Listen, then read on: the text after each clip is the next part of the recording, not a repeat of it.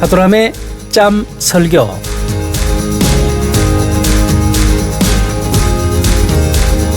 안녕하세요. 하도람 목사입니다. 프랑스 칸에 사는 61세 된 한 노인이 사기 혐의로 체포되었다고 합니다.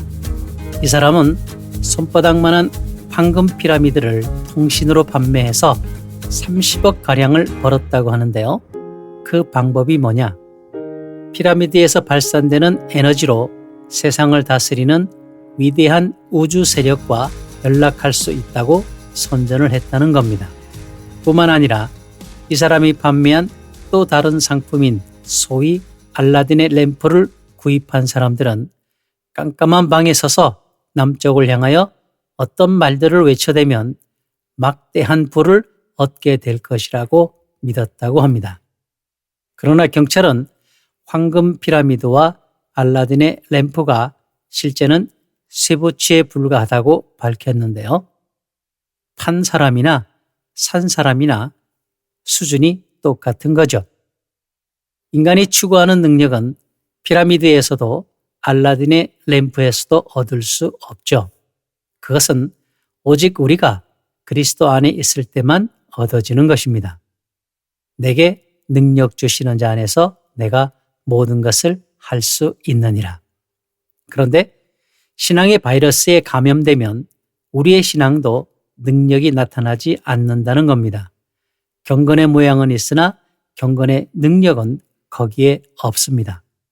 디모데후서 3장 5절 경건의 모양은 있으나 경건의 능력은 부인하니 이 같은 자들에게서 네가 돌아서라. 교회나 신자들의 삶에 하나님의 임재하심이 없다고 생각해 보세요. 거기에는 형식만 남아있게 될 것입니다. 그럼 언제 우리에게 경건의 능력이 주어집니까? 경건의 능력은 교회에서 말하는 요구사항들을 잘 지킨다고 해서 주어지는 것이 아닙니다. 그렇다고 하나님의 계명을 잘 지킨다고 해서 주어지는 것도 아니죠. 그것은 오직 성령께서 우리 속에 거하실 때에만 우리에게 주어지는 것입니다. 왜냐하면 주님께로부터 부어지는 능력은 우리를 거룩해 하시는 그분의 생명이요 그분의 능력이기 때문입니다. 그러므로 주님과의 친밀한 교제를 소홀히 하고 규례와 규칙에 대한 외부적인 복종만을 강조하는 외식적인 율법주의의 신앙에서는 절대로 경건의 능력이 있을 수 없는 겁니다. 그러니까 외식적인 신앙은 모양과 절차를 중요시하기 때문에 겉모양은 매우 경건하고 거룩한 모양을 갖춥니다. 하지만 죄는 속으로 숨어 들어갑니다. 이런 모습을 갖고 있기 때문에 예수님께서 바리새인들을 자주 강력하게 꾸짖으시며 심히 분노하신 것입니다. 마태복음 23장 25절, 27절, 28절을 보겠습니다. 화 있을진저 외식하는 서기관들과 바리새인들이여 잔과 대접의 겉은 깨끗이 하되 그 안에는 탐욕과 방탕으로 가득하게 하는도다. 화 있을진저 외식하는 서기관들과 바리새인들이여 회칠한 무덤 같으니 겉으로는 아름답게 보이나 그 안에는 죽은 사람의 뼈와 모든 더러운 것이 가득하도다. 이와 같이 너희도 겉으로는 사람에게 옳게 보이되 안으로는 외식과 불법이 가득하도다. 여기서 예수님께서 바리새인들의 어떤 점을 강하게 꾸짖고 계십니까? 예수님은 바리새인들의 외식적인 부분을 강하게 책망하셨습니다. 그런데 안타깝게도 이것이 오늘날 수많은 성도들의 모습입니다. 그래서 교인들이 교회 갈 때에는 좋은 옷을 입고 종교적인 좋은 언어를 사용하고 사람들이 보기에 그럴듯한 모양을 갖추지만 그들 속에는 온갖 세상의 욕심과 정욕과 교만과 명예욕이 가득합니다. 오늘날 성도들과 교회 안에 있는 죄는 참으로 언급하기조차 가슴이 아플 만큼 심각합니다. 이것은 오늘날 수많은 성도들이 가지고 있는 외식적인 신앙의 결과요, 그 열매인 것입니다. 성도라면 이러한 외식적인 신앙으로부터 빨리 벗어나야 할 것입니다. 외식적인 율법주의 신앙의 또 하나의 특징은 영적인 무지입니다. 즉, 영적으로 눈먼 상태라는 겁니다. 마태복음 23장 24절, 26절을 보겠습니다.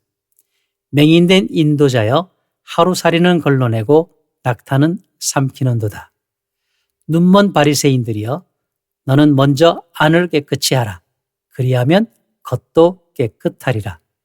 예수님은 지금 바리새인들을 비롯한 종교 지도자들을 무엇이라고 부르고 있습니까? 맹인이라고 부르죠. 예수님의 이 말씀이 그들에게 어떻게 받아들여졌을 것 같습니까? 바리새인들은 누구보다 성경을 잘 아는 사람들이었습니다.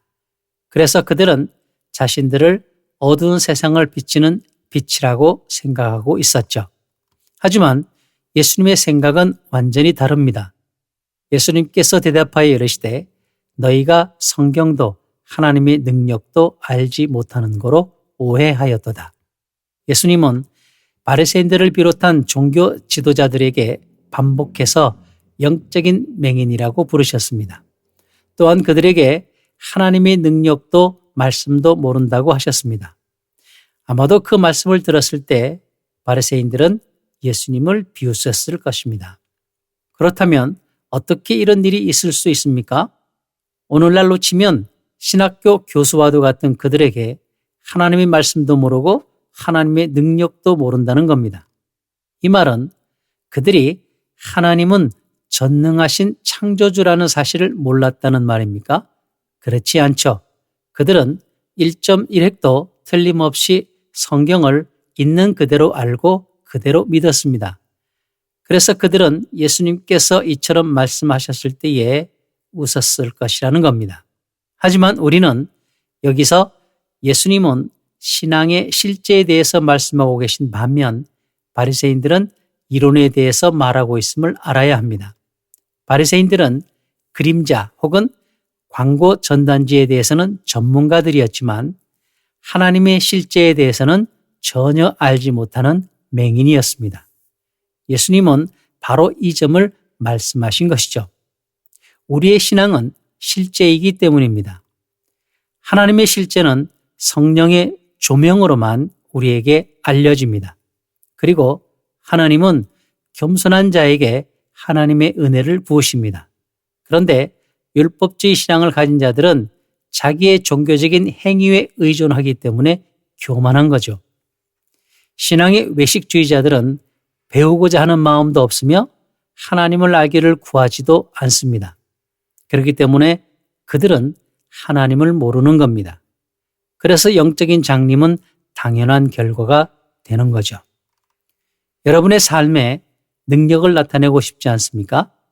하나님과의 친밀한 교제를 통해 성령께서 역사하시는 것들을 체험해 보세요. 신앙의 실제가 어떤 것들인지 깨닫게 될 것입니다. 하나님을 이론이 아니라 실제 자신의 삶에서 분명하게 경험하길 원한다면 하나님을 알아가는 열심을 나타내어야 합니다. 성경을 통해 하나님을 배우고 기도 시간을 통해 하나님을 경험해 가는 겁니다. 신앙은 게으르면 안 됩니다. 부지런해야 합니다. 세상보다 더 바빠야 합니다. 세상이 쉬기 원할 때 성도는 하나님을 알아가기 위해 시간을 더 내야 하거든요. 어떻습니까? 한번 도전해 보지 않겠습니까? 오늘도 하도람이었습니다. 다음 시간에 만나 뵙죠. 샬롬.